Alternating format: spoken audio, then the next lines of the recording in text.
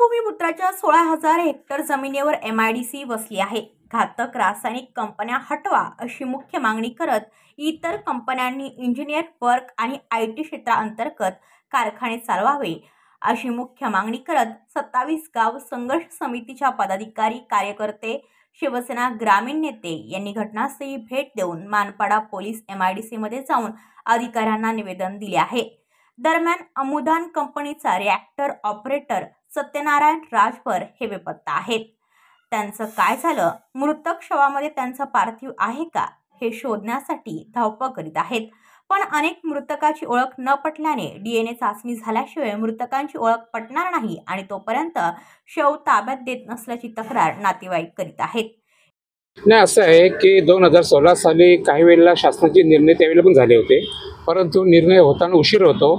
जर आम्ही संघर्ष समितीच्या वतीने भूमिपुत्राने इतर आवाज नाही उठवला तर हे अधिकारी झोपलेले असतात आणि मग कुठेतरी वेळ गेली 2 महिने, 3 महिने, 4 महिने का पुणे एरियामध्ये मागल्या आणि म्हणून संघर्ष समितीने विचार केला की आता आपण याचं लक्ष घातलं पाहिजे। अजून सुद्धा झालं नाही, मागच्या वेळा परत त्यांनी केलं नाही तर काय करणार मग?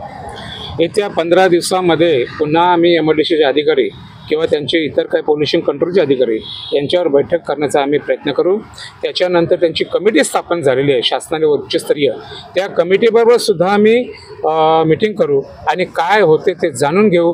शेवटी जर नाही ऐकलं तर संघर्ष आमचा तिथे असणार आहे। बफर झोन तोडून आणि अनधिकृत कामं झालेली आहेत, त्यामुळे बफर झोन तोडल्यामुळे MIDC आणि निवासी संस्था याच्याबद्दल दुरावा कमी झाला, त्यामुळे या स्फोट होतात असं तज्ञांचं म्हणणं आहे। याकडे कशा दृष्टिकोनातून असं आहे की जी घरं तिथे आहेत ही घरं 100 वर्षापासून आहेत। तुम्ही आज जरी गेलात ना तर दगडी बांधकाम केली घरं तिथे 7-8 दिसतील तुम्हाला, म्हणजे ते आजची नाही आहेत। त्याच्यानंतर त्यांनी बांधकामे केलेली आहेत, MIDC आलेली आहे। त्याच्यानंतर त्या MIDCने सुद्धा त्या केमिकल कंपनीच्या ठिकाणी सुद्धा कमर्शियल काही बिल्डिंगला परमिशन दिलेली आहे।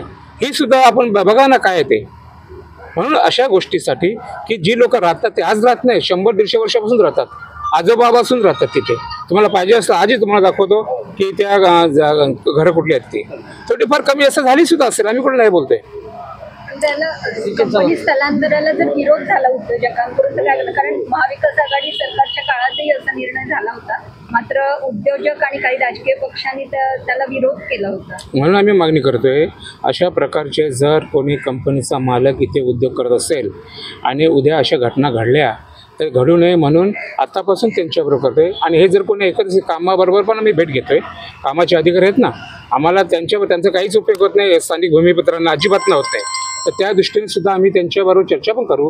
वेळ आली तर बघू काय करायचं। संघर्ष आमच्यासाठी आहेच, त्याच्यामुळे आम्ही जे काय करायचं आहे ते ठरवू संघर्ष समिती। ब्युरो रिपोर्ट डोंबिवली, आपले वृत्तप्रहार। तुमच्या आजूबाजूला घडणाऱ्या घटना पाहण्यासाठी आपल्या वृत्तप्रहार वाहिनीच्या YouTube चॅनलला सबस्क्राईब करा।